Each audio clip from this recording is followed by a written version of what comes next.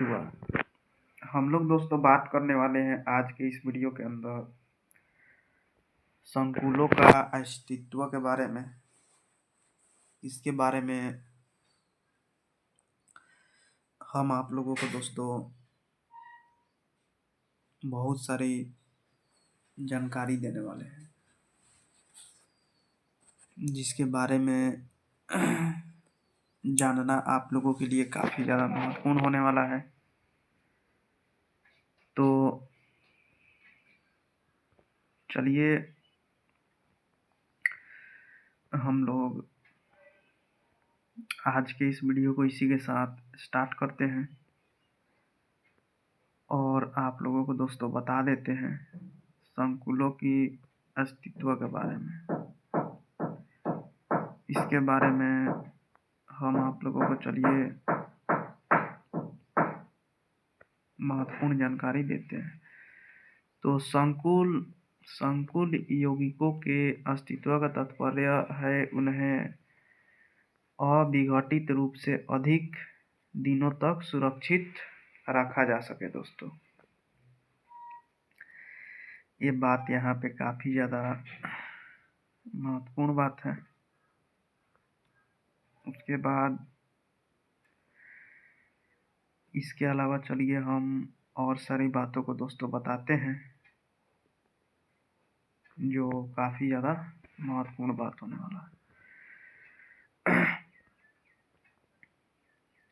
अस्थायी संकुल लिगेंड प्रतिस्थापन के प्रति अनछीना रखते हैं।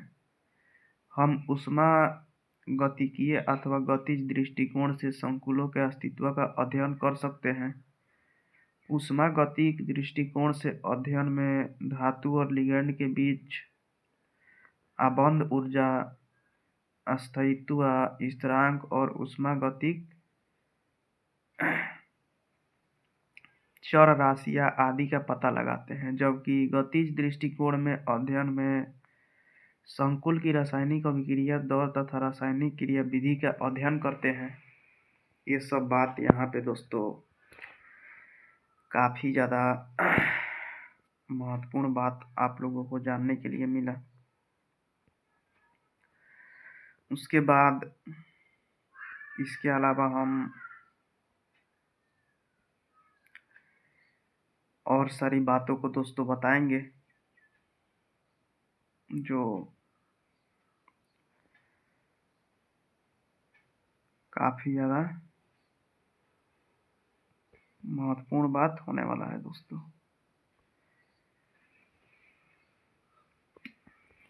तो चलिए हम इसके अलावा और सारी बातों को दोस्तों बताते हैं। तो हम ऊष्मागतिकीय तथा गतिज दृष्टिकोण से संकुलों का अस्तित्व का अध्ययन कर सकते हैं। ऊष्मागतिक दृष्टिकोण से अध्ययन में धातु और जो भी गतिज दृष्टिकोण में जटिलों को अस्थायी तथा अस्थायी के स्थान पर क्रमशः निष्क्रिय अथवा सुवर्तीय कहा जाता है। विलयन में सुवर्तीय संकुलनों का लिगेंड प्रतिस्थापन तीव्र होता है, जबकि निष्क्रिय जटिलों में लिगेंड प्रतिस्थापन अत्यंत मंद होता है। संकुलों के अस्तित्व अध्ययन के लिए यहाँ हमारा ध्यान ऊष्मागतिकीय दृष्टिकोण पर केंद्रित है। दोस्तों ऐसे अनेक संकुल यौगिक उपलब्ध हैं जिनमें लिगेंड एक दूसरे में विभिन्न अवस्था में प्रतिस्थापन होते हैं, जिनके लिए विभिन्न पदों में रासायनिक अभिक्रिया निम्न रूप से प्रकट की जा सकती है। दोस्तों अब हम लोग बात करेंगे व्युत्क्रमानुपाती नियम। व्युत्क्रमानुपाती नियम एक ऐसा नियम है जो नियम दोनों ओर की समीकरणों को बराबर करने का काम करता है। दोस्तों अब हम बताएंगे लिगेंड की प्रकृति के बारे में। दोस्तों लिगेंड की जो प्रकृति होती है उसकी प्रकृति के बारे में हम आप लोगों को अब जानकारी देने वाले हैं। जिसके बारे में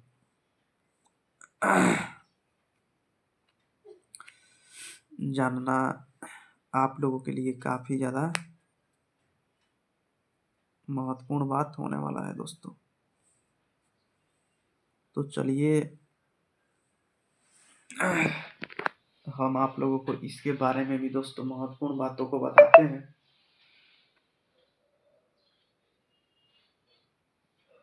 तो सिडविक के अनुसार संकुलीकरण में भाग लेने वाली लिगेंड के पास कम से कम एक एकाकी इलेक्ट्रॉन युग्म का होना आवश्यक है, चूंकि अधिक ऋणीय तत्व ही इलेक्ट्रॉन दाता की भूमिका निभाते हैं। इसलिए अधिकतर CNOS तथा हैलोजन तत्व ही उपसंयोजक अवंत सीमित है। संकुलों की अस्तित्व लिगेंड के आवेश तथा उनके आकार पर निर्भर करता है दोस्तों। ये बात भी यहाँ पे काफ़ी ज़्यादा महत्वपूर्ण बात है। अब हम बात करेंगे संकुल कारकों की सांद्रता के बारे में। संकुल कारकों की सांद्रता के बारे में चलिए हम आप लोगों को दोस्तों जानकारी देते हैं। इसके बारे में जानना आप लोगों के लिए बहुत ही ज़्यादा महत्वपूर्ण बात होने वाला है। तो हम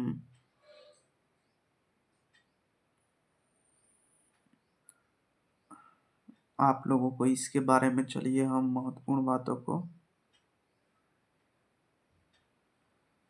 बताते हैं।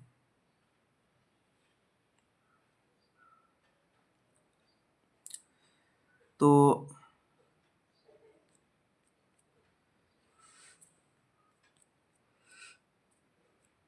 कुछ संकुल विलयन में उसी अवस्था में अस्थायी रह सकते हैं। यदि संकुल कारकों की सांद्रता अधिक हो तो ऐसी जटिल में लिगेंडों की जल अणुओं की संकुलनकरण प्रवृत्ति अधिक होती है दोस्तों। ये बात यहाँ पे काफ़ी ज़्यादा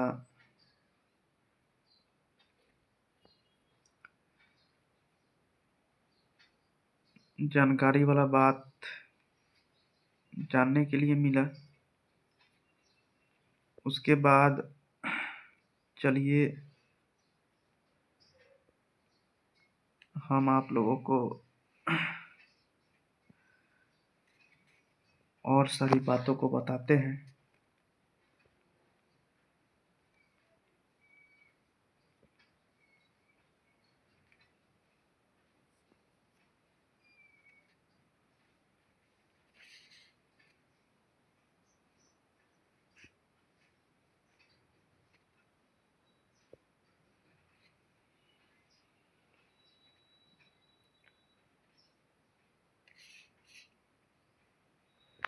तो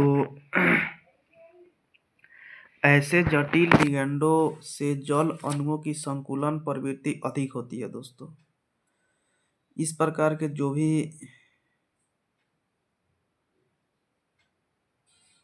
लिगेंड होते हैं दोस्तों, उसकी जल प्रवृत्ति जो होती है वो बहुत ही ज़्यादा अधिक होती है।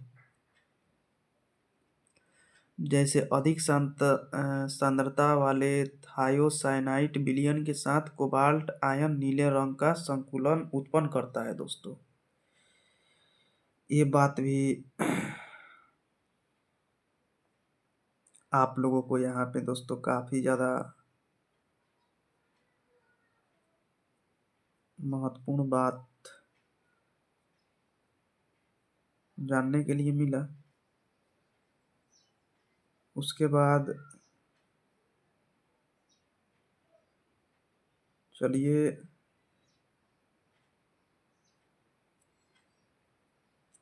हम आप लोगों को दोस्तों और सारी बातों को बताते हैं, जिसके बारे में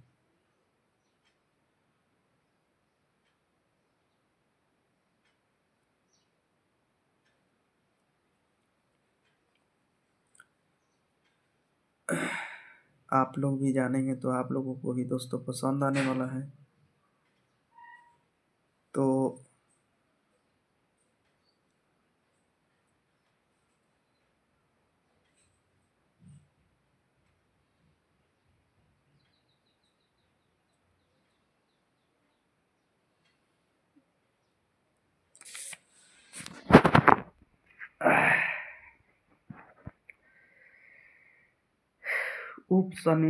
सहसंयोजक योगी के महत्व दोस्तों, अब हम लोग बात करेंगे उप सहसंयोजक योगी के महत्व के बारे में।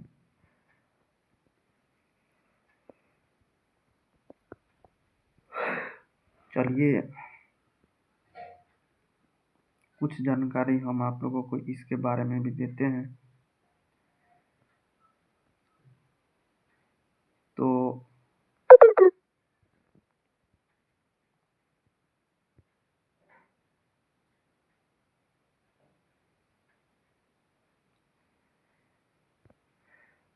जो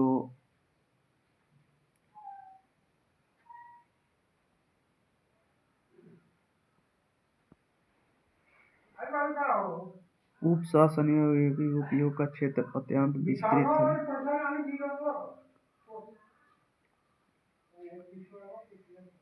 इसमें सबसे पहले धातु क्रम आता है दोस्तों।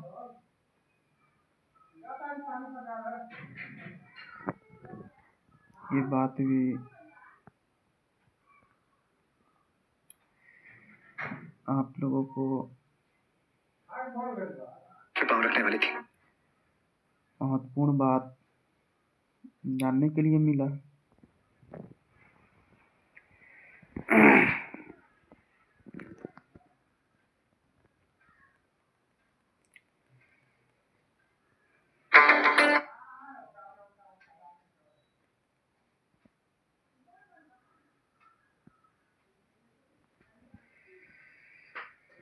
तो